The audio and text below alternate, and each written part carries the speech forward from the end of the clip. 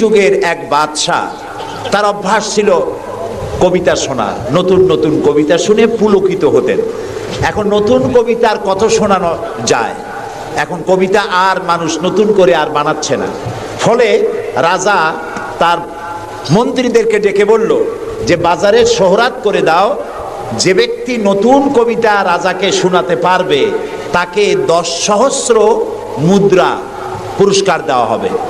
মন্ত্রীরা বলল এটা তো সর্বনাশ হবে, এই নতুন কবিতা লোকেরা বানায় আনবে আর আপনি 10 সহস্র করে মুদ্রা দিয়ে দিয়ে রাজভাণ্ডার তো শেষ হয়ে যাবে। রাজা বলল না, আমার বুদ্ধি আমার কাছে, তোমরা শুধু এইভাবে ঘোষণাটা দিয়ে দাও আর 3টা লোক দাও আমাকে, একবার শুনলে মুখস্থ হয় এরকম একজন দাও, 2বার শুনলে মুখস্থ এরকম আরেকজন দাও, 3বার শুনলে মুখস্থ এরকম আরেকজন দাও।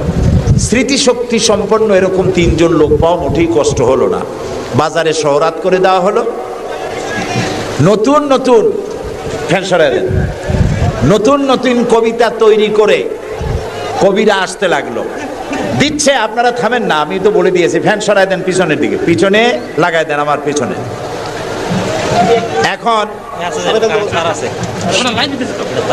এখন কবিরা কবিতা রচনা করে নিয়ে আসছে, নতুন কবিতা শুনতেছে রাজা। কবিতা শুনে শখ মিটাইয়া রাজা বলছে এটা কি একটা নতুন কবিতা হলো কবি, এটা তো আমি জানি। কবি কয়েছেন আপনি জানবেন কি করে, তো আমি তৈরি করেছি, কত হোমওয়ার্ক করে রাত জাগা কষ্ট করে এটা তৈরি করেছি, আর আপনি বলছেন আমি জানি। বাদশা বলছে শুধু আমি না, তোমার বিশ্বাস হয় না, এই যে আমার পাশে যে সব পারিষদের লোকেরা যারা বসে আছে ওরাও জানে। কবি চ্যালেঞ্জ করলো অসম্ভব, আমি সারা রাত জেগে জেগে কষ্ট করে রুদ্ধদ্বার কক্ষে বসে বসে কবিতা রচনা করেছি, কারো জানার কথা না। তোমার বিশ্বাস হয় না, ওই যে একবার শুনলে যার মুখস্থ হয় তার বললো তুমি শোনাও তো, সে দাঁড়ায় শোনাই দিল। 2বার শুনলে যার মুখস্থ হয় তার তো 2বার শোনা হয়ে গেছে, বললো তুমি শোনাও, সেও শোনাই দিল। 3বার শুনলে যার মুখস্থ হয় তার তো 3বার শোনা হয়েছে, বললো তুমি শোনাও তো, সেও শোনাই দিল। কবি বেচারা বেকুব হয়ে হেঁটে গেল। এরকম কবিদের কাছ থেকে নতুন নতুন কবিতা শুনে শখ মেটাতে মেটাতে এক চালাক কবি অবস্থাটা বুঝে ফেলেছে। সে বুঝে এক কবিতা তৈরি করে এনেছে, এনে বলছে জাহাপানা আমি এক কবিতা এনেছি। বললো না যে নতুন কবিতা এনেছি, কবিতা এনেছে। বাদশা বলল শোনাও। কবি কবিতা শোনালেন। তার কবিতার অর্থ ছিল এরকম যে হে রাজা, আপনার পিতা আর আমার পিতার সাথে ছিল গভীর বন্ধুত্ব। এই বন্ধুত্বের সূত্র ধরে আপনার পিতা আমার পিতার কাছ থেকে 10 সহস্র রৌপ্য মুদ্রা ধার করেছিলেন।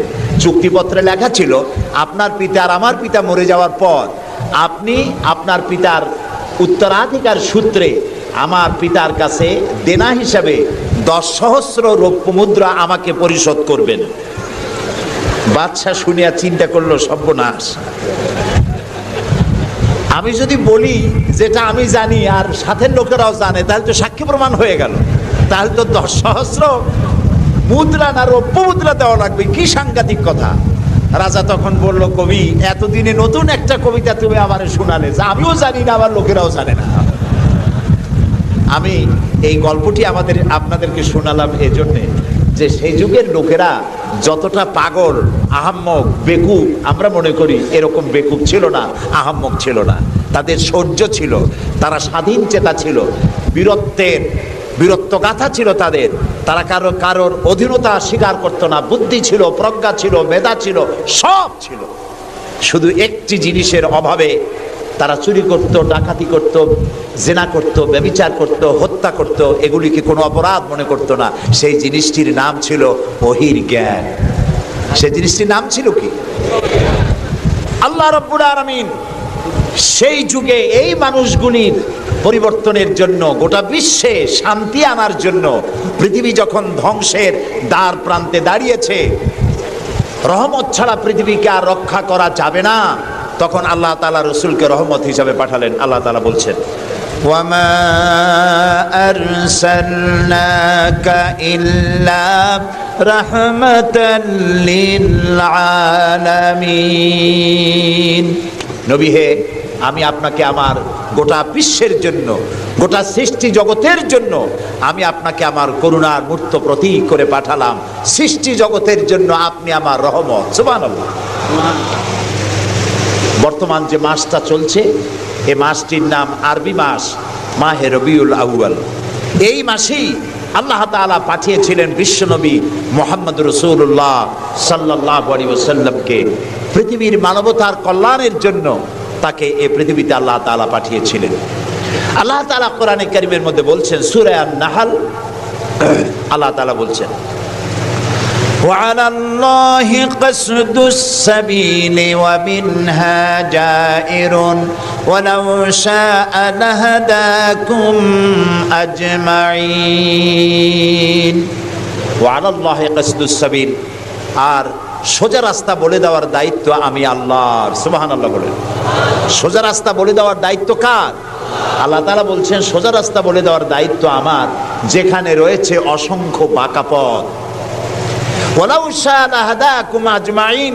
আর আমি যদি ইচ্ছে করতাম তাহলে গোটা বিশ্বের সমগ্র মানব মণ্ডলীকে আমি হেদায়েত করে দিতাম।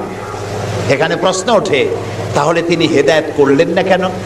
এই যে পৃথিবীতে নানামুখী মানুষ, কেউ আল্লাহ মানে কেউ মানে না, কেউ নামাজ পড়ে কেউ পড়ে না, কেউ মদ খায় জেনা করে, এই যে নানামুখী নানা চরিত্রের মানুষ, আল্লাহ বলছেন আমি হেদায়েত ইচ্ছে করলে সবাইকে করে দিতে পারতাম, তাহলে তিনি করলেন না কেন? এর কারণ হচ্ছে আল্লাহ তাআলা মানুষকে করেছেন সব থেকে শ্রেষ্ঠ সৃষ্টি। সৃষ্টির সেরা কারা? জোরে বলেন। আচ্ছা, সৃষ্টির সেরাই মানুষ হলো কি করে? মানুষ কি পাখির মতো উড়তে পারে? মানুষ কি চিতাবাঘের মতো দৌড়াতে পারে? মানুষ কি মাছের মতো সাঁতরাতে পারে? মানুষ কি বাঘের মতো ক্ষিপ্রতা, সিংহের মতো হিংস্রতা, সাপের মতো ক্রুদ্ধতা এগুলি মানুষের মধ্যে কি আছে? নাই। তাহলে মানুষ সৃষ্টির সেরা হলো কিভাবে বলতে পারেন? সৃষ্টির সেরা হয়েছে তার জ্ঞানের কারণে। আল্লাহ তাআলা চাঁদ সূর্যকে যেভাবে বাধ্য করেছেন তার হুকুম মানার জন্য, আমাদেরকে আল্লাহ তাআলা এভাবে হুকুম মানতে বাধ্য করেন নাই। কোরআন শরীফে আল্লাহ তাআলা বলেছেন ওয়ালাকাদ কাররামনা বানি আদম। আল্লাহ তাআলা বলেন আদম সন্তানকে আমি সম্মানিত করেছি। চাঁদ, সূর্য, গ্রহ, নক্ষত্র, সৌররাজি, নবমণ্ডল, ভূমণ্ডল সব কিছু আল্লাহর আইন মানতে বাধ্য না বাধ্য নয়? আল্লাহ তাআলা কোরআনে কারীমে বলেছেন আফাগায়রা দীনিল্লাহি ইয়াবগুন ওয়া লাহু আসলামা মান ফিস সামাওয়াতি ওয়াল আরদি তাওআন ওয়া কারহা। আফাগায়রা দীনিল্লাহি ইয়াবগুন, তোরা কি আল্লাহর দেওয়া জীবন ব্যবস্থাকে ছেড়ে দিয়ে অন্যের তৈরি করা মতবাদ গ্রহণ করতে চাও? ওয়ালাহু আসলামা মান ফিস সামাওয়াতি ওয়াল, অথচ আকাশে যা আছে জমিনে যা আছে সব কিছু তার আনুগত্যের মস্তককে আমার সামনে নত করে দিয়েছে। সুবহানাল্লাহ। চাঁদ এবং সূর্য, সূর্যের কোনো ক্ষমতা নাই। রাত এখন বাংলাদেশে 8:40, রাত, সূর্যের কোনো ক্ষমতা নাই এখন বাংলাদেশে সে উদিত হয়।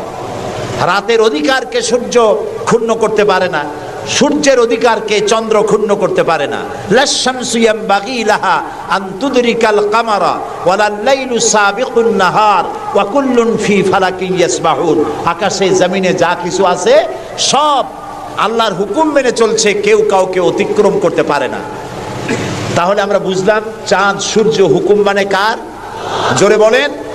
এই যে গাছগুলি, চতুর্দিকে যত গাছপালা আপনারা দেখতে পান, সুবরি গাছে নারকেল হবে না, নারকেল গাছে তাল হবে না, বেল গাছে জাম হবে না, আম গাছে লিচু হবে না। ওয়ালান তাজিদা লিসুন্নাতিল্লাহি তাবদীলা। আল্লাহ তাআলা বলছেন আমার লব, নেচার, প্রকৃতির আইনের ভেতরে কোনো পরিবর্তন হবে না, আমার আইন তারা মানতে বাধ্য। কেবলমাত্র মানুষ, কেবলমাত্র মানুষ। আমি তোমাদেরকে সম্মানিত করেছি, সেই জন্য আমি তোমাকে আইন মানতে বাধ্য করি নাই।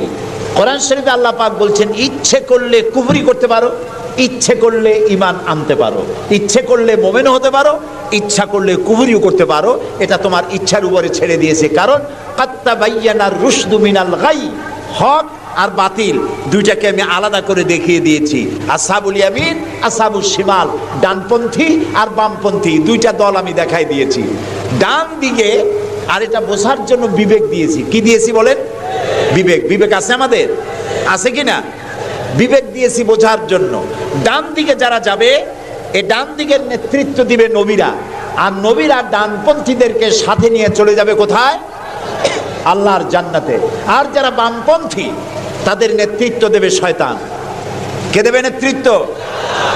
আমি বুঝি না মুসলমানেরা কেমনে বামপন্থী হয়। আমাদের দেশে কিছু মুসলমান আছে নামধারী, নাম মুসলমানের, কিন্তু নিজেদের পরিচয় দেয় তারা বামপন্থী। আছেন এরকম? এই সমস্ত বামপন্থীদের নেতৃত্ব দিবে শয়তান, আর এদেরকে নিয়ে শয়তান তাদেরকে নিয়ে যাবে কোথায়? আল্লাহ তাআলা বলছেন কাত্তাবায়্যানার রুশদু মিনাল গাই, হক এবং বাতিলকে আলাদা করে আমি ভাগ করে দুটি পথকে দেখিয়ে দিয়েছি। এখন তোমার ইচ্ছা আমার উপর ঈমান আনতেও পারো, আর যদি ইচ্ছা হয় আমার সাথে কুফরিও করতে পারো। যেহেতু তুমি গাছ না, গর্জ না, চন্দ্র না, তুমি মানুষ, আমি তোমাকে সম্মান দিয়েছি, সেজন্য তোমার এখতিয়ারে ছেড়ে দিয়েছি আর বিবেকও দিয়েছি। এই বিবেক দিয়ে তুমি বুঝতে পারবা পথ কোনটা। আল্লাহ বলছেন আমার দায়িত্ব হলো ওয়া আলাল্লাহি কাসদুস সাবিল, সোজা রাস্তা বলে দেওয়ার দায়িত্ব আমার। সুবহানাল্লাহ, আমি বলে দিয়েছি সোজা রাস্তা কোনটি। আল্লাহ তাআলা বলেন সূরা ইব্রাহিমের মধ্যে আলিফ লাম রা কিতাবুন আনজালনাহু ইলাইকা লিতুখরিজান নাসা মিনাজ যুলুমাতি ইলান নূর। আল্লাহ তাআলা বলেন হে নবী, আমি আপনার উপর একখানা কিতাব অবতীর্ণ করলাম। এটা একটি কিতাব নাজিল করলাম এই জন্য লিতুখরিজান নাসা মিনাজ যুলুমাতি ইলান নূর, যাতে করে আপনি মানব মণ্ডলীকে অন্ধকার সমূহ থেকে আলোর দিকে নিয়ে আসতে পারেন। লক্ষ্য করুন কথা আল্লাহ, আমি কার কথা শোনাচ্ছি? অন্ধকার সমূহ থেকে আলোর দিকে নিয়ে আসতে পারেন। ওলামারা যারা আলেম তারা বুঝবেন, কোরআন শরীফে আল্লাহ তাআলা অন্ধকারের কথা যত জায়গায় বলেছেন বহু বচনে বলেছেন, এক বচনে বলেন নাই। আর আলোর কথা যখন বলেছেন তখন এক বচনে বলেছেন, বহু বচনে বলেন নাই। নূরের বহু বচন হলো আনোয়ার, এই শব্দটি কোরআন শরীফের মধ্যে নাই। আল্লাহ এখানে কি বলছেন? আমি আপনার উপরে কিতাব অবতীর্ণ করলাম এই জন্য যাতে করে আপনি মানব মণ্ডলীকে অন্ধকার সমূহ থেকে আলোর দিকে আনতে পারেন। অন্ধকার সমূহ কি? অন্ধকার সমূহ হচ্ছে মানব রচিত যত মতবাদ, এ সবগুলো কি বলেন সবাই? অন্ধকার। আর ইসলাম হলো আলো। অন্ধকারের অনেক রূপ হয়, আলোর রূপ হয় মাত্র, বলেন কয়টা হয়? দেখুন, অঙ্ক যেদিন পরীক্ষা হয়, ম্যাট্রিক হোক আর দাখিল পরীক্ষা হোক, অঙ্কের যে পরীক্ষাটা যেদিন হয় সেদিন অঙ্ক পরীক্ষা দিতে গিয়ে যাদের অঙ্ক ভুল হয় তাদের ফলাফল একরকম হয় না বহু রকম হয়? ভুল যা হয় কয় রকম হয়, আর অঙ্ক যাদের রাইট হয় তাদের কয় রকম হয়? একরকম। তাহলে এর দ্বারা কি বোঝা যায়? সত্যের রূপ একটা আর ভুলের রূপ অনেকগুলো। এই জন্য আলোর রূপ একটা, অন্ধকারের রূপ অনেক। যেমন বিদ্যুতের আলো, কেরোসিনের আলো, হেসাকের আলো, চাঁদের আলো, সূর্যের আলো, যত রকমের আলো আছে সব আলোর রূপ একটাই, কিন্তু অন্ধকারের রূপ বিভিন্নতর। শবে কাজেবের এক রকমের অন্ধকার, অমাবস্যার আর এক রকমের অন্ধকার, রাতের আধারের আর এক রকম অন্ধকার, মেঘাচ্ছন্ন হওয়ার আর এক রকম অন্ধকার, কুয়াশাচ্ছন্ন হওয়ার আর এক রকম অন্ধকার, দরজা জানালা ভেন্টিলেটর সব বন্ধ করে দেওয়ার আর এক রকমের অন্ধকার। অন্ধকারের রূপ অনেক আর আলোর রূপ একটা। আল্লাহ বলছেন কোরআন এই জন্য নাজিল করেছি লিতুখরিজান নাসা মিনাজ যুলুমাতি ইলান নূর, মানুষের তৈরি করা যত মতবাদ সব অন্ধকার, আর ইসলাম হচ্ছে আলো। আল ইসলাম নূর, ইসলাম হচ্ছে আলো। আলোর রূপ একটা। আলোর রূপ কয়টা? আল্লাহ তাআলা বলছেন ওয়া আলাল্লাহি কাসদুস সাবিল, আমি সোজা রাস্তা বলে দেব, যেখানে আছে অসংখ্য বাঁকা পথ, সেই সোজা রাস্তার নাম কি বলতে পারবেন? মাশাআল্লাহ, আপনারা সবাই বলতে পেরেছেন। সেই ইসলাম, সেই পথের নাম ইসলাম। এই ইসলামের পথ প্রদর্শক ছিলেন আল্লাহর নবীরা। দুনিয়ায় যত নবী আল্লাহ পাঠিয়েছেন সমস্ত নবীরা হচ্ছেন ইসলামের পথ প্রদর্শক। কিন্তু বইপত্রে অনেক সময় একটা কথা ভুল লেখে, তারা লেখে মুহাম্মদ সাল্লাল্লাহু আলাইহি ওয়াসাল্লাম ইসলাম ধর্মের প্রবর্তক। এটি একটি ভুল কথা। প্রবর্তক অর্থাৎ যিনি শুরু করেন, যিনি যে জিনিসটা চালু করেন, তিনি ওইটার প্রবর্তক হন। ইসলামের প্রবর্তক হচ্ছেন আল্লাহ তাআলা, আর সমস্ত নবীরা হচ্ছেন প্রচারক, আর সর্বশ্রেষ্ঠ প্রচারক হচ্ছেন মুহাম্মাদুর রাসূলুল্লাহ সাল্লাল্লাহু আলাইহি ওয়াসাল্লাম। আল্লাহ রাব্বুল আলামিন তাকে পৃথিবীতে পাঠালেন ইসলাম প্রচার, প্রসার, প্রতিষ্ঠা এই কাজের জন্য। আল্লাহ তাআলা তাকে পাঠালেন এবং তাকে সর্বাধিক মর্যাদা দিলেন। এত বড় মর্যাদা আল্লাহ তাআলা পৃথিবীতে আর কারো দেন নাই। সুবহানাল্লাহ। কোরআনে কারীমের মধ্যে আমরা দেখতে পাই আল্লাহ রাব্বুল আলামিন যখনই কোনো নবীকে ডাকার দরকার বোধ করেছেন, তিনি নাম ধরে ধরে রেখেছেন। তিনি বলেছেন ইয়া আদম, ইয়া জাকারিয়া, ইয়া ইব্রাহিম, ইয়া ঈসা, ইয়া মূসা। গোটা কোরআন শরীফ তন্ন তন্ন করে যদি তালাশ করা যায়, কোরআন শরীফের ভিতরে কোথাও ইয়া মুহাম্মদ এই শব্দটি, এই বাক্যটি কোথাও পাওয়া যাবে না। আল্লাহ তাআলা তার রাসূলকে মুহাম্মদ সাল্লাল্লাহু আলাইহি সাল্লামকে কোরআনে কারিমে কোথাও নাম ধরে ডাকেন নাই। কেন ডাকেন নাই? তাকে মর্যাদা দিয়েছেন। সুবহানাল্লাহ বলুন।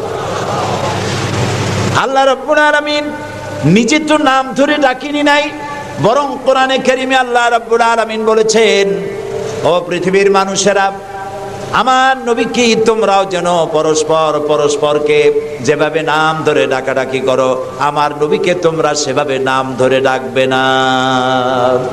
আল্লাহ নিষেধ করে দিয়েছেন। কোরআনে কারীমের মধ্যে আল্লাহ তাআলা তাকে নাম ধরে ডাকেন নাই এবং তার মর্যাদা সমস্ত নবীদের চাইতে বেশি দিয়েছেন। পৃথিবীতে যত নবী এলেন, সমস্ত নবীরা এসেছেন যার যার এলাকার উপরে ভিত্তি করে, ভাষার উপরে ভিত্তি করে, গোত্রের উপরে ভিত্তি করে। মুহাম্মদ সাল্লাল্লাহু আলাইহি সাল্লাম শুধু আরবি ভাষাভাষীদের নবী ছিলেন না, শুধুমাত্র মক্কার এবং মদিনার নবী ছিলেন না, তিনি বিশ্ব নবী। বলুন তো কি নবী? আল্লাহ রাব্বুল আলামিন কোরআনে কারীমের মধ্যে বলেছেন, কুল ইয়া আইয়ুহান নাসু ইন্নী রাসূলুল্লাহি ইলাইকুম জামিআ। আল্লাহ তাআলা বলেন, হে নবী আপনি বলুন, ও পৃথিবীর মানব মণ্ডলী, আমি আল্লাহর পক্ষ থেকে তোমাদের সকলের জন্য আমি রাসূল হয়ে এসেছি। কিয়ামত পর্যন্ত এই পৃথিবীতে যত মানুষ আসবে সমস্ত মানুষের জন্য রাসূল বলেছেন, শুধু মানুষের জেন নয়, আল্লাহর সমস্ত সৃষ্টি জগতের জন্য আল্লাহ তাআলা আমাকে রাসূল করে পাঠিয়েছেন। সুবহানাল্লাহ। নবী করিম সাল্লাল্লাহু আলাইহি সাল্লাম পৃথিবীতে এলেন এবং আল্লাহ তাআলা তাকে এই সম্মান দিয়ে, মর্যাদা দিয়ে পৃথিবীতে কেন পাঠালেন?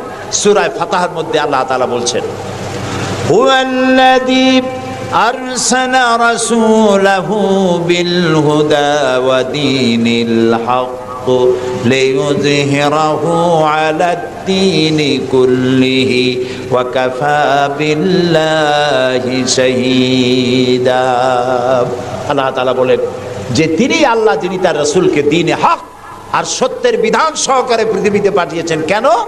লিইউযহিরাহু আলা দ্বীনি কুল্লিহি, যাতে করে তিনি মানুষের তৈরি করা সকল মতবাদের উপরে ইসলামকে বিজয়ী করে দিতে পারেন। এই জন্যে আল্লাহ তাআলা রাসূলকে এই পৃথিবীতে পাঠিয়েছেন। সুবহানাল্লাহ। রাসূলুল্লাহ পৃথিবীতে আসলেন এবং তিনি চরিত্র দিয়ে, যুদ্ধ করে নয়, ইসলাম প্রচার করেছেন কি দিয়ে বলেন? তরবারি দিয়ে নয়। ইসলাম মানে শান্তি, শান্তির ধর্ম।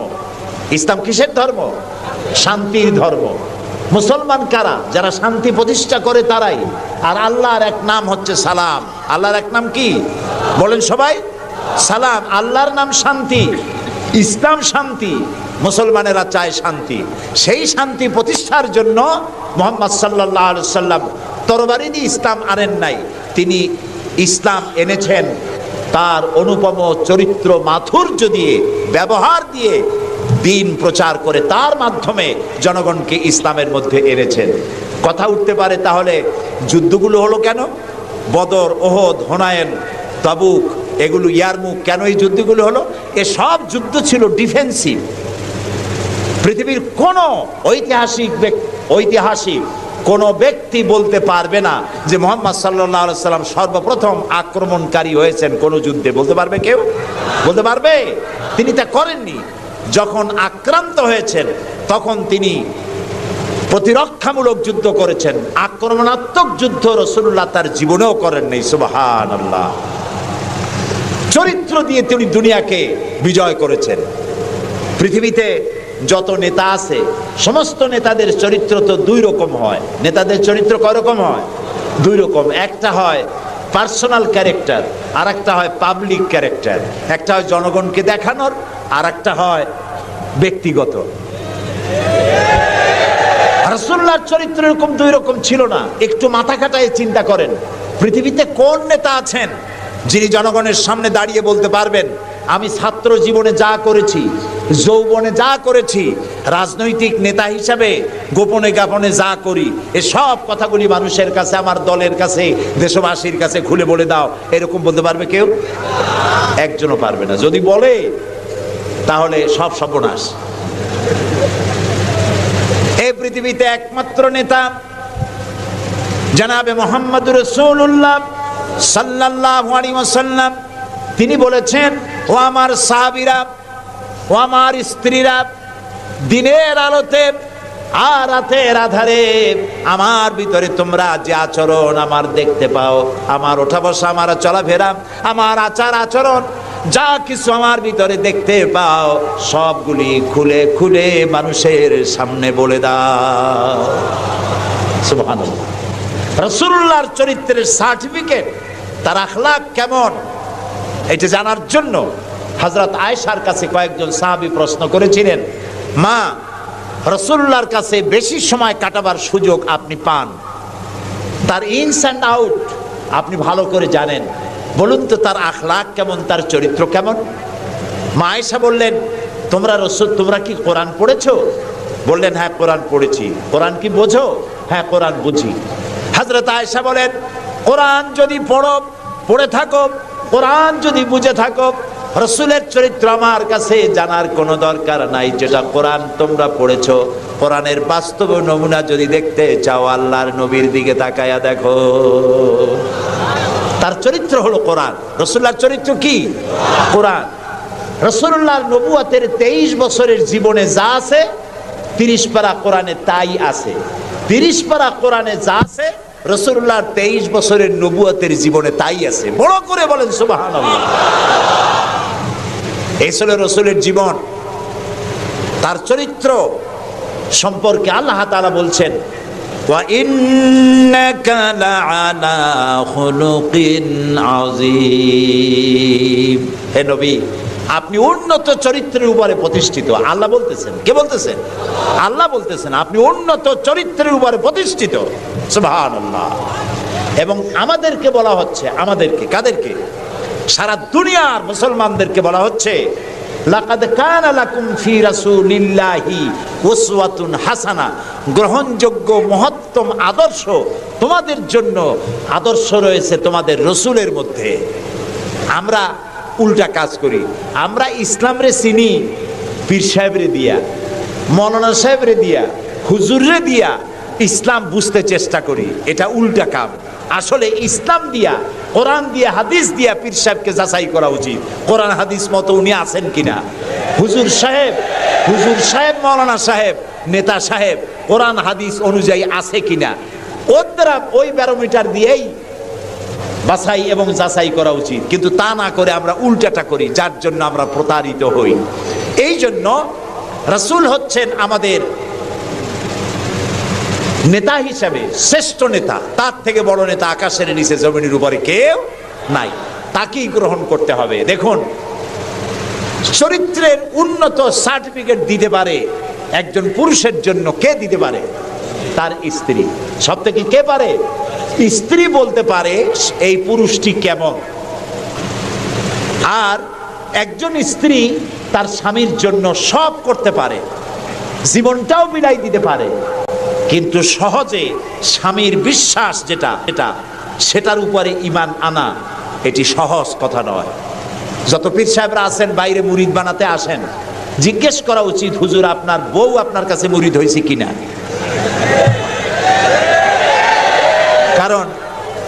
কারণ বউ জানে বাইরে এসে যতই হুজুর অনেক কিছু নামের আগে মিসবাহুল আরিফিন, সিরাজুস সালিকিন, তারপরে কি কুতুবে রব্বানি, গাউসে সামদানি, আশেকে পান্দান, সিয়াহে দান্দান, এই যতই বলা হোক না কেন, কিন্তু আসলে উনি কি ওনার বউ চাইতে কেউ ভালো জানে না। এটা ঠিক কিনা? বউ ইমান আনছে কিনা, মুরিদ হইছে কিনা, ওইটা দেখা দরকার। ড্রাইভারকে জিজ্ঞেস করা দরকার আপনার হুজুর কেমন, ড্রাইভার বলতে পারবে। ওনার সাথে খাদেমদেরকে একান্তে জিজ্ঞেস করা দরকার হুজুর কেমন, ওনারা বলতে পারবেন। দেখুন, এই পৃথিবীতে নবী করিম সাল্লাল্লাহু আলাইহি সাল্লাম যখন ওহী পেলেন, দ্বিতীয় ওহী ছিল ওয়ানজির আশিরাতাকাল আকরাবিন, নিকটবর্তী লোকদেরকে এবার দ্বীনের দাওয়াত দেন। এই সর্বপ্রথম দাওয়াতের জন্য আল্লাহ তাআলা বললেন, আল্লাহর প্রতি, জাহান্নামের প্রতি ভয় দেখান, সতর্ক করুন মানুষদেরকে। সর্বপ্রথম তিনি মনে করলেন নিকটবর্তীদেরকে দাওয়াত দিতে আল্লাহ বলেছেন আগে। তামার নিকটবর্তী খাদিজার চাইতে তো কেউ নাই। খাদিজার কাছে গিয়েই রাসূলুল্লাহ দাওয়াত দিলেন। দাওয়াতটা কি বললেন? খাদিজা, এই যে চোখে দেখা লাত, মানাত, উজ্জা, হুবাল, এর একটাও খোদা না, এগুলো বেহুদা। এগুলা কিছু বানাইতে পারে না, কেউ রে সাহায্য করতে পারে না, এমনকি নিজেকেও বিপদ থেকে রক্ষা করার কোনো শক্তি ওদের নাই। এক অদেখা আল্লাহ আছেন, যিনি ছাড়া কোনো ইলাহ নাই। তোমাকে আমাকে তিনিই সৃষ্টি করেছেন, তাকে আল্লাহ হিসাবে মানো, যারা দেখা যায় না। আর আমি সেই আল্লাহর শেষ নবী, আমাকে নবী হিসাবে মানো। কত বড় কঠিন কথা, কত বড় কঠিন কথা। প্রিয় ভাই সব, পর্দার আড়ালের মা বোনেরা লক্ষ্য করুন, হযরত খাদিজাতুল কুবরা রাদিয়াল্লাহু তাআলা আনহা 40 বছরের বয়সের সময় মুহাম্মদ সাল্লাল্লাহু আলাইহি সাল্লামকে বিয়ে করেছিলেন। তখন তার বয়স 25 বছর। আর আজ 40 বছর বয়সে নবীজি নবুয়ত পেয়েছেন। 15টি বছর সময় পেয়েছেন রাসূলকে কাছে থেকে দেখার। হযরতে খাদিজা যখনই দ্বীনের দাওয়াত পেলেন, অদেখা আল্লাহকে বিশ্বাস করতে হবে, মুহাম্মদ সাল্লাল্লাহু আলাইহি সাল্লামের নবুয়ত মানতে হবে, এই প্রশ্ন যখন সামনে এলো, হযরতে খাদিজা কোনো প্রশ্ন তোলেন নাই, এক মুহূর্ত দেরিও করেন নাই, সঙ্গে সঙ্গে পড়ে নিয়েছেন লা ইলাহা ইল্লাল্লাহু মুহাম্মাদুর রাসূলুল্লাহ। হযরত খাদিজা বললেন আবুল কাসেম। তিনি মুহাম্মদ সাল্লাল্লাহু আলাইহি সাল্লামকে আবুল কাসেম বলে ডাকতেন, হে কাসেমের পিতা, হে কাসেমের পিতা। আমি ঈমান আনলাম আল্লাহর উপরে, যারে কোনোদিন দেখি নাই। আমি ঈমান আনলাম আপনার প্রতি, সেই আল্লাহর আপনি প্রেরিত রাসূল, নবী হিসেবে মেনে নিলাম। কারণ বিগত 15টি বছর আপনার সাথে থেকে আপনার মধ্যে যে আচরণ দেখেছি, এই আচরণ কোনো সাধারণ মানুষের হতে পারে না। আপনি অবশ্যই আল্লাহর নবী, আমার কোনো সন্দেহ নাই। রাসূলুল্লাহ যা করেছেন, চারিত্রিক বিপ্লব করেছেন। তার কৈশোর, তার যৌবন ওই জনগণের মধ্যেই হয়েছে। আল্লাহ তাআলা সিরিয়া থেকে নবী এনে মক্কায় চাপায় দেন নাই, মিশর থেকে নবী এনে মক্কার উপরে চাপায় দেন নাই। ওই সমাজেই তিল তিল করে তিনি বড় হয়েছেন মানুষের মাঝে। আর মানুষেরা এক পর্যায়ে মুহাম্মদ এই নামটা ভুলেই গেল, তাকে ডাকা শুরু করলো আল আমিন বলে। সুবহানাল্লাহ। এটা নবুয়ত পাওয়ার অনেক আগে তাকে ডাকতো আল আমিন। বিপদে পড়লে বলতো চলো আল আমিনের কাছে যাই, ঝগড়া হলে বলতো চলো আল আমিনের কাছে যাই, আমানত রাখতে হবে, চলো আল আমিনের কাছে যাই। তার নামই লোকেরা ভুলে গেল। এক পর্যায়ে নাম প্রচারিত হলো আল আমিন, মানে কি? বিশ্বাসী। তিনি নিজেকে তিল তিল করে গড়েছেন, আল্লাহ তাআলা গড়ে তুলেছেন তাকে। হযরতে খাদিজা তার প্রতি ঈমান আনলেন। রাসূলুল্লাহ দাওয়াত দিলেন তার বন্ধু, যার সাথে তার বন্ধুত্ব ছিল 20 বছরের, হযরতে সাইয়েদুনা আবু বকর রাদিয়াল্লাহু তাআলা আনহু, 20 বছরের বন্ধু। হযরত আবু বকরের কাছে রাসূলুল্লাহ যখন দাওয়াত দিলেন যে আমি আল্লাহ রাসূল, আমার উপর ঈমান আনো, এক আল্লাহর উপর ঈমান আনো, হযরত আবু বকরও এক মুহূর্ত দেরি করেন নাই, বলেছেন আপনি অবশ্যই আল্লাহর নবী, আমার তো কোনো সন্দেহ নাই এর মধ্যে। সুবহানাল্লাহ। রাসূল পাক সাল্লাল্লাহু আলাইহি সাল্লাম এই মক্কি জিন্দেগিতে মানুষদেরকে তৈরি করলেন আল্লাহর ইচ্ছা মাফিক। তিনি দাওয়াত দিলেন একটি, তিনি বললেন, ইয়া আইয়ুহান নাস কুলু লা ইলাহা ইল্লাল্লাহ তুফলিহু, হে মানব সকল পড়ো তোমরা লা ইলাহা ইল্লাল্লাহ, জোরে পড়েন লা ইলাহা ইল্লাল্লাহ, লা ইলাহা ইল্লাল্লাহ। একথা ঘোষণা করে দাও, কোনো ইলাহ নাই, কোনো আইনদাতা নাই, বিধানদাতা নাই, শাসনকর্তা নাই, কেউ নাই, ইল্লাল্লাহ, আল্লাহ ছাড়া। এই দাওয়াত যখন তিনি দিলেন, যেই সমাজের লোকেরা তাকে আলামিন বলতো, সেই লোকেরা ফুলের মালা নিয়ে দৌড়ে আসতো নাকি? তারা পাথর নিয়ে ছুটে এলো, কারণ তারা বুঝতো লা ইলাহা ইল্লাল্লাহর মানে কি। লা ইলাহা ইল্লাল্লাহর মানে শুধু কোনো ইলাহ নাই আল্লাহ ছাড়া, মুহাম্মদ সাল্লাল্লাহু আলাইহি ওয়াসাল্লাম আল্লাহর প্রেরিত রাসূল, এই কথাটুকু যদি শুধু হইতো তাহলে মার খাওয়া লাগতো না। রাসূলুল্লাহ মার খান নাই, মুসা আলাইহিস সালাম মার খান নাই, ইব্রাহিম আলাইহিস সালাম খান নাই, এমন কোন নবী নাই। তিনজন নবী ছাড়া, কয়জন নবী ছাড়া? তিনজন নবী ছাড়া মার খান নাই, দেশান্তরিত হন নাই, গালিগালাজ শোনেন নাই, ঠাট্টা বিদ্রুপ শোনেন নাই, এমন কোন নবী নাই। কয়জন নবী বাদে? তিনজন। একজন কে? আদম আলাইহিস সালাম। সে সময় কোনো মানুষই নাই, কাজেই তারে বিরক্ত করবে কে? আর ছিলেন নূহ আলাইহিস সালাম। প্রথমে বাধা পাইলেন, পরে যখন বন্যা হয়ে গেল, সব যখন মরে গেল, তখন আর তারে বাধা দেওয়ার মতো কেউ ছিল না। আর একজন ছিলেন হযরত সুলাইমান আলাইহিস সালাম। হযরত সুলাইমানকে আল্লাহ সারা পৃথিবীর রাজত্ব তার হাতের মুঠায় দিয়ে দিয়েছিলেন, সেই জন্য তার বিরোধিতাকারী কেউ ছিল না। এই তিনজন বাদে ইয়া হাসরাতান আলাল ইবাদ, বান্দার উপর আফসোস, এমন একজন নবী রাসূল পাঠাই নাই যার সাথে সমকালীন যুগের লোকেরা ঠাট্টা করে নাই, বিদ্রুপ করে নাই, মারধর করে নাই। সবাই করেছে। কারণটা কি? কারণ কি? কারণ হলো লা ইলাহা ইল্লাল্লাহর মতো বিপ্লবাত্মক রিভলিউশন সৃষ্টিকারী কথা আকাশের নিচে জমিনের উপরে আর নাই। মানে কি?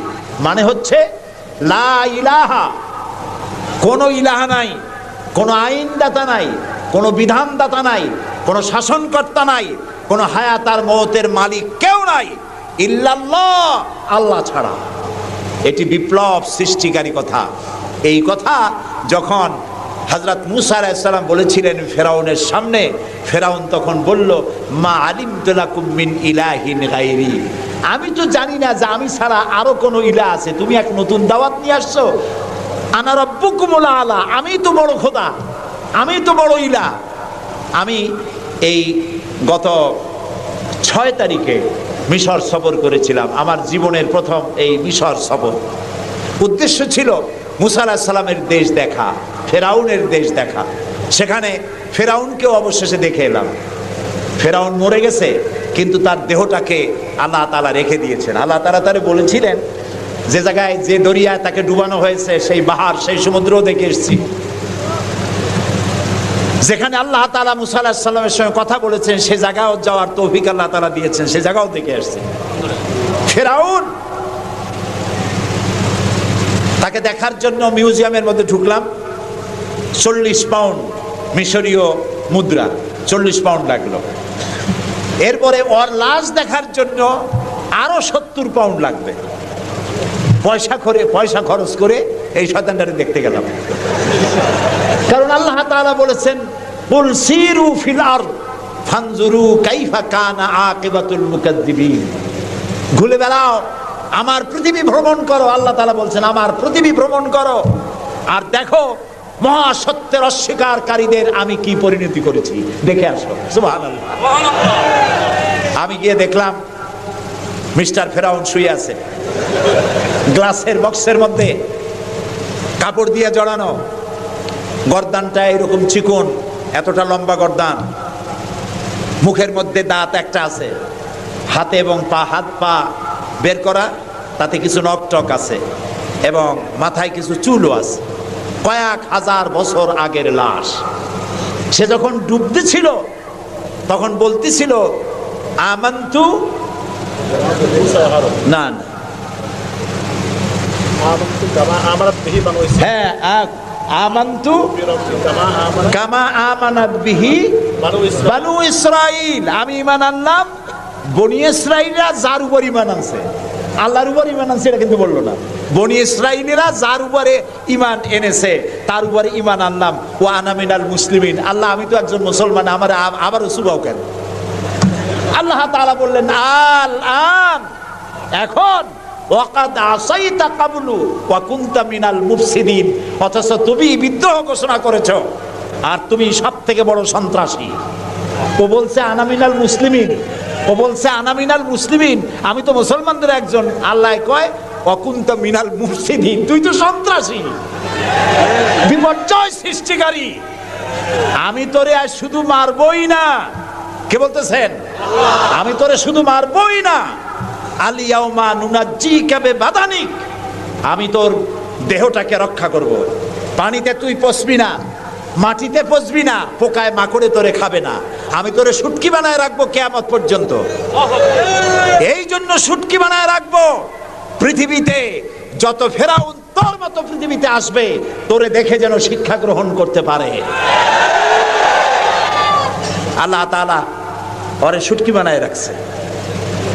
তারপরে দেখলাম বহায়রা কারুন অস্বীকার করেছিল মুসা আলাইহিস সালামকে। তার বিশাল সম্পদ, 55,000 একর জমির উপরে ছিল তার বাড়িঘর আর সম্পদ, আহরিত সম্পদ।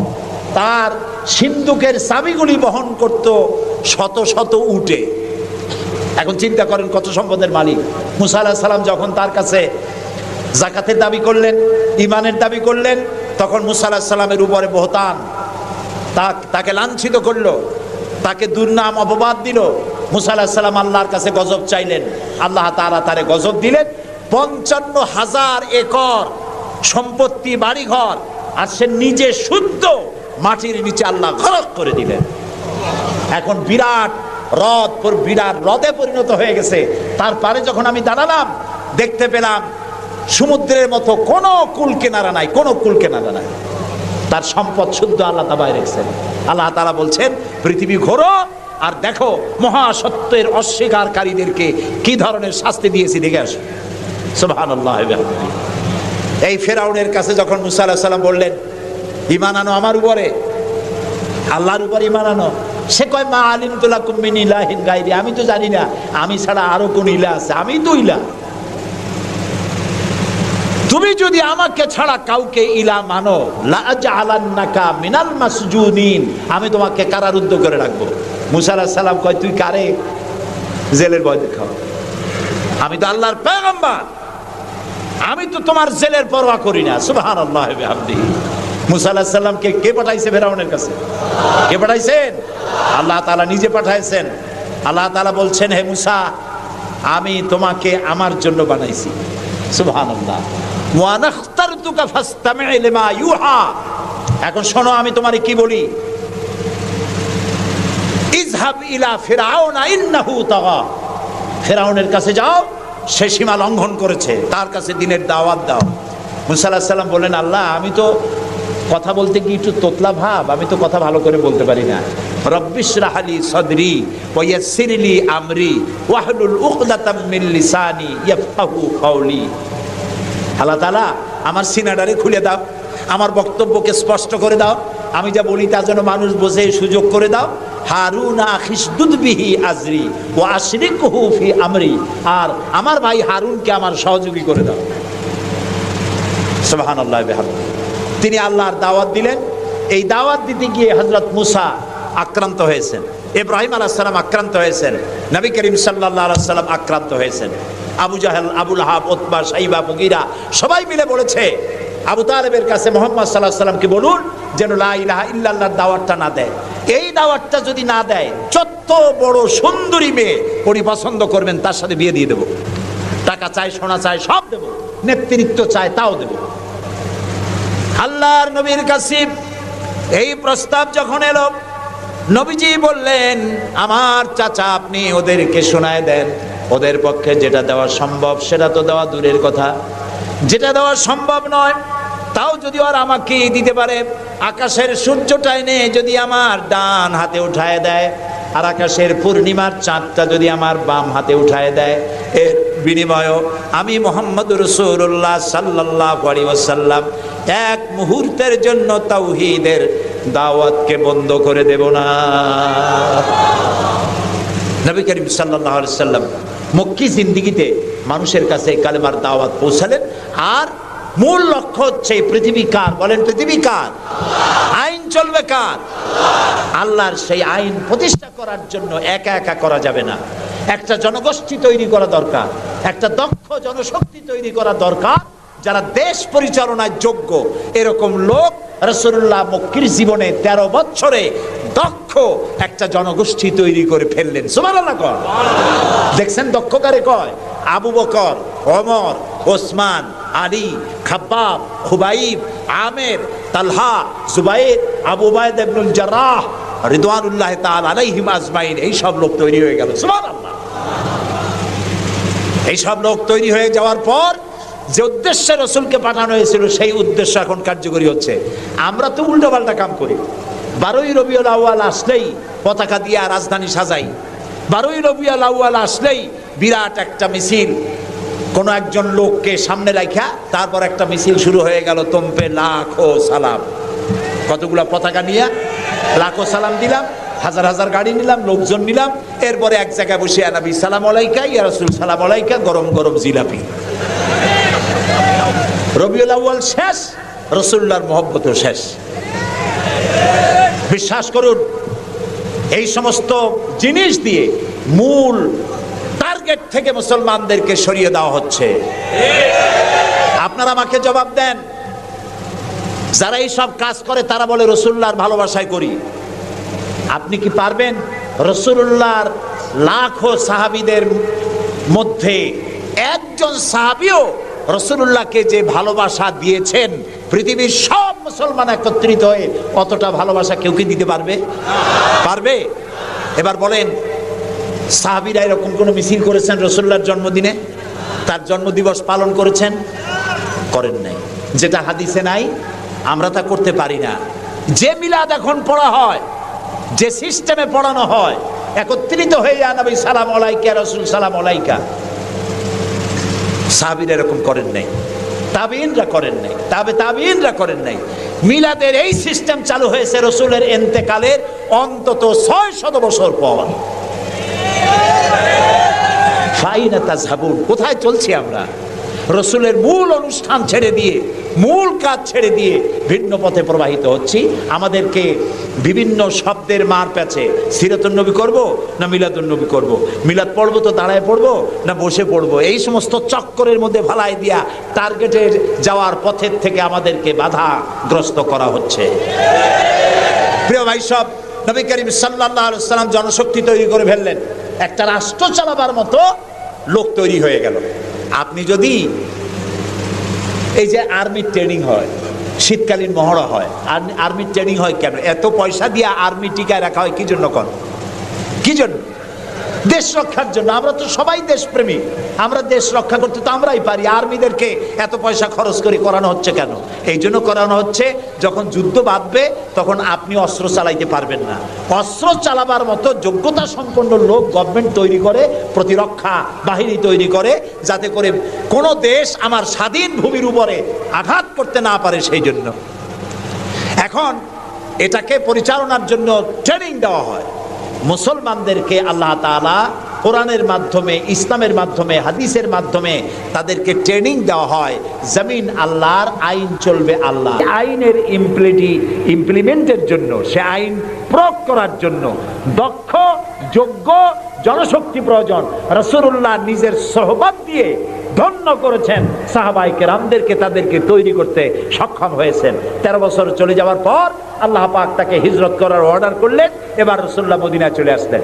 মদিনায় এসে ইসলামী রাষ্ট্রের ঘোষণা দিলেন। সুবহানাল্লাহ বলেন। এবার রাসূলুল্লাহ প্রেসিডেন্ট, এবার রাসূলুল্লাহ কি? প্রেসিডেন্ট, রাষ্ট্রপতি। আর তার সংবিধান হলো কোরআন। সংবিধান কি? কোরআন। কোরআনের আইন চালু করে দিলেন। তিনি রাষ্ট্রপ্রধান হলেন। সমাজ থেকে চুরি, ডাকাতি, জিনা, ব্যভিচার, হত্যা, ধর্ষণ সব দূরীভূত হয়ে গেল। আজ মানুষ দরজা খুলে ঘুমাবার সুযোগ পেয়ে গেল। নবী করিম সাল্লাল্লাহু আলাইহি ওয়াসাল্লাম ঘোষণা করলেন, খায়রুল কুরুনি কারনি, সর্বশ্রেষ্ঠ যুগ হলো আমার যুগ। রাসূলের যুগ হলো শ্রেষ্ঠ যুগ। সমাজ থেকে চুরি ডাকাতি নির্মূল হয়ে গেল কোরআনের আইন চলার কারণে। যারা বিরোধিতা করছিল তারাও দেখলো যে মুহাম্মদ সাল্লাল্লাহু আলাইহি ওয়াসাল্লামের সাথে আমরা খামোখাই বিরোধিতা করেছি, উনি তো আমাদের বিরোধী লোক না, উনি তো আমাদের ধর্মের বিরুদ্ধে লোক না, উনি তো দেশে আইন দিয়েছেন এমন যে আইনের মাধ্যমে মানুষ তার নিজের ধর্ম পালন করতে পারে, চুরি করে না, ডাকাতি করে না, মানুষ খাবার পায়, পড়ার পায়, থাকার পায়, সবকিছুর গ্যারান্টি পেয়েছে। আল্লাহ তাআলা তখন একটি সূরা নাজিল করলেন। আল্লাহ তাআলা সূরা নাসর নাজিল করলেন, ইযা জাআ নাসরুল্লাহি ওয়াল ফাত ওয়া রাআইতান নাসা ইয়াদখুলুনা ফি দীনিল্লাহি আফওয়াজা। আল্লাহ তাআলা বলেন, যখন আল্লাহর পক্ষ থেকে বিজয় আসবে, আল্লাহর সাহায্য যখন আসবে, তখন দেখতে পাবে দলে দলে লোকেরা ইসলামে প্রবেশ করছে। রাসূলুল্লাহর ইন্তেকালের সময় দেখা গেল আশেপাশে যত গোত্রে ছিল, এলাকা ছিল, সব পড়ে ফেলেছে লা ইলাহা ইল্লাল্লাহু মুহাম্মাদুর রাসূলুল্লাহ। কাফের বলতে আর কেউ ছিল না।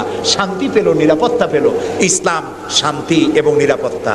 এই শান্তি এবং নিরাপত্তার পথে মানুষ যাতে আর না আসতে পারে, সেই জন্য আজকের পৃথিবীর বৃহৎ শক্তি লেগেছে ইসলামকে ধ্বংস করার জন্য।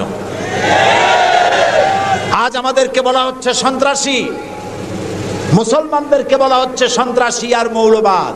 আপনারা বলেন বাংলাদেশের মতো এত শান্তি আর কোথায় আছে বলেন?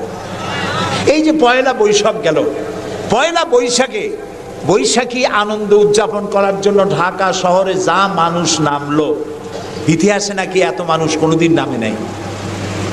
পেটে বাচ্চা, কোলে বাচ্চা, ঘাড়ে বাচ্চা, এগুলো নিয়ে রাত 12টা 1টা পর্যন্ত রাস্তায় রাস্তায় হিন্দু মুসলমান দৌড়দৌড়ি করেছে। কোনো অশান্তি ছিল? এই প্রথমবারের মতো বাংলাদেশে গত 30 বছরের মধ্যে গত রমজানে রোজার পূজা একসাথে আসলো, ঠিক না? হিন্দুরা তাদের দুর্গা পূজা করতে পারছে? বলেন না পারছে কিনা? মুসলমানেরা রোজাও রাখতে পারছে, ওরা পূজাও করতে পেরেছে, ঠিক না ভাই? এবার বলেন, এই ফেনীতে আপনারা দুর্গা পূজার সময় কয়টা মূর্তির মাথা ভাঙছেন বলেন? ভাঙছেন? মন্দির ভেঙেছেন? কোন হিন্দু পিটাইয়া ভারতে পাঠায় দিয়েছেন? বাংলাদেশে সাম্প্রদায়িক সম্প্রীতি সব থেকে বেশি ভালো, আলহামদুলিল্লাহ। কিন্তু আমাদের দেশের চিহ্নিত একটি মহল দেশে বিদেশে অনবরত বাংলাদেশের বিরুদ্ধে বলে বেড়াচ্ছে এখানে সাম্প্রদায়িক সম্প্রীতি নাই, এখানে নাকি হিন্দুরা নিরাপত্তা বোধ করছে না, এখানে নাকি সন্ত্রাসের জ্বালা মানুষ অস্থির, আর সন্ত্রাস সব নাকি তৈরি হয় মাদ্রাসায়। এরা মাদ্রাসা বিরোধী, মাদ্রাসা ওদের সহ্য হয় না। প্রিয় ভাই সব, এটা এই জন্য আমাদেরকে যে কথার থেকে এই পর্যন্ত এসছি, আমাদের বলা হচ্ছে সন্ত্রাসী, মৌলবাদী। বাংলাদেশে সন্ত্রাসী এটি একটি গল্প, আন্তর্জাতিক সন্ত্রাসের সাথে বাংলাদেশের কোনো সম্পর্ক নাই, আলহামদুলিল্লাহ। আমরা আমেরিকাকে বলতে চাই, অভিশপ্ত ইহুদিরা প্রত্যেক দিন প্যালেস্টাইনি মুসলমানদেরকে হত্যা করছে, এটা কি সন্ত্রাসী তৎপরতা নয়? ইহুদিরা প্রতিদিন তাদের বুলডোজার দিয়ে ফিলিস্তিনের মুসলমানদের বাড়ি ঘর বুলডোজার দিয়ে মাটির সাথে গুড়িয়ে দিচ্ছে, এটা কি সন্ত্রাসী তৎপরতা নয়? সেই অভিশপ্ত ইহুদি জাতির প্রধানমন্ত্রী শ্যারন, তারে বুশ বলছেন তিনি নাকি শান্তির পায়রা। তা আমি বলেছি, শ্যারন যদি হয় শান্তির পায়রা, তাহলে পৃথিবীতে অশান্তির শকুনের নাম কি?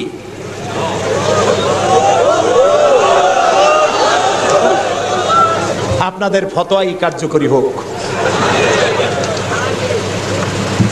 আল্লাহ আছেন, আল্লাহ আছেন।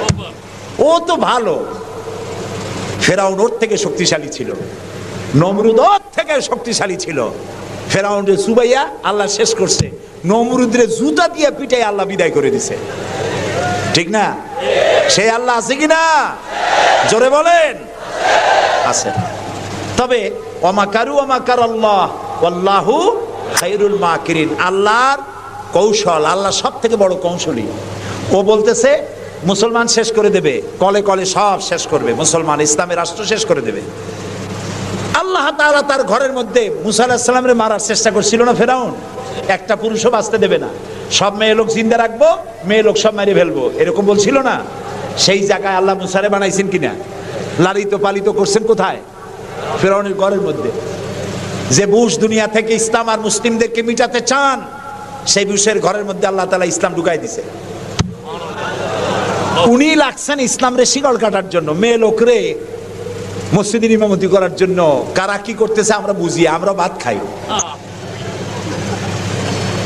আমার জাতি মদ খাইয়া চোখ লাল করে না, আল্লাহর মেহেরবানি। তোমার জাতি করে। আমেরিকায় মেন্টাল হসপিটালে রুগী সব থেকে বেশি, পাগল বেশি দুনিয়ার সব জায়গায়। দুনিয়ার সবচাইতে বেশি পাগল কোন দেশে? আমেরিকায়। কারণ ওদের ব্রোকেন ফ্যামিলি, যৌথ পরিবার না, স্বামী স্ত্রী বিশ্বাস করে না, স্ত্রী স্বামীরে বিশ্বাস করে না, বাপ ছেলেরে স্নেহ করে না, ছেলে মায়ের ভক্তি করে না। অশান্তির জ্বালায় মাথার চুল চতুর্দিক দিয়ে কাটিয়া মাথার উপরে তালপট্টির দ্বীপ বানায় রাখে। কেউ বা মাথার চুল ছোট ছোট করে কাটিয়া পিছনের দিকে বাসার নাম্বার, মোবাইল নাম্বার লিখে রাখে। আমি দেখে কইছি, শয়তানে যদি দেখে, শয়তান খালি কানবে আর বলবে যে আমি শয়তান হয়েছিলাম কি কাজে? এইটা তো খারাপ শয়তান। শান্তি নাই, অশান্তির দাবানল জ্বলছে গোটা আমেরিকা জুড়ে। ওরা মুসলমানদের ঐতিহ্য ধ্বংস করার জন্য একটা কোথার থেকে শয়তান মহিলা এনে মসজিদের ইমামতি করেছে। আর ওর পেছনে যারা নামাজ পড়ছে সেগুলো সব বেনামাজি, কোনো নামাজি না। আর যিনি ইমামতি করেছেন পত্রিকা এসেছে তার নাকি স্বামী ছাড়াই একটা বাচ্চাও হয়েছে। এই হলো ইমাম। যে জাতের ইমাম সেই জাতের মুয়াজ্জিন, সেই জাতের মুক্তাদি। প্রিয় ভাই সব, 9/11-এর পরে ওই জাতির মধ্যে চিন্তা হয়েছিল যে মুসলমানেরা নাকি বোমা মারে সব জায়গায়। পত্রপত্রিকা আসছে মুসলমানরা বোমা মারছে। তো মুসলমানরা এই আধুনিক বোমা বানাবার শক্তি পায় কোথায়? নিশ্চয়ই কোরআন শরীফ আছে। এই কোরআন শরীফ পড়া শুরু করলো। কোরআন শরীফ পড়িয়া তারা দেখতে পেল যে এর মধ্যে তো বোমা বানাবার কথা নাই, বরং সন্ত্রাসের বিরুদ্ধে বক্তব্য আছে। সন্ত্রাসীদের কি শাস্তি হবে তাও সূরা মায়েদার মধ্যে আল্লাহ বলে দিয়েছেন।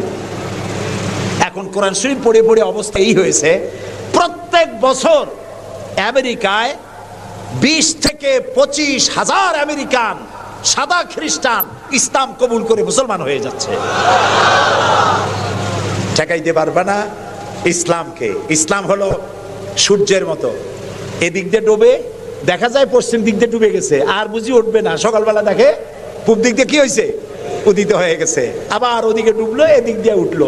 ইসলামও এইরকম। মনে হয় ইরাকে ইসলাম শেষ, আফগানে শেষ হয়ে গেল, আল্লাহ তাআলা আবার ফিলিস্তিন দিয়ে উঠায় দেবে, বাংলাদেশ দিয়ে উঠায় দেবে, কাশ্মীর থেকে উঠায় দেবে। ইসলাম রে নিবাইতে পারবে না। ইউরিদুনা লিইউতফিউ নূরাল্লাহি বিআফওয়াহিহিম আল্লাহু মুতিম্মু নূরিহি। মুখের ফু দিয়ে ইসলামকে নিবানো যাবে না। এটা কার? ইসলাম কার? আল্লাহ তাআলা। সেই জন্য আমরা চাই ইসলামকে মানুষকে বুঝায়া, মানুষকে আস্তে আস্তে ইসলামের দিকে নিয়ে আসা। আল্লাহ তাআলা আমাদেরকে সেই তৌফিক দান করুন। আমরা বলি আমিন। সবাই বলি আমিন।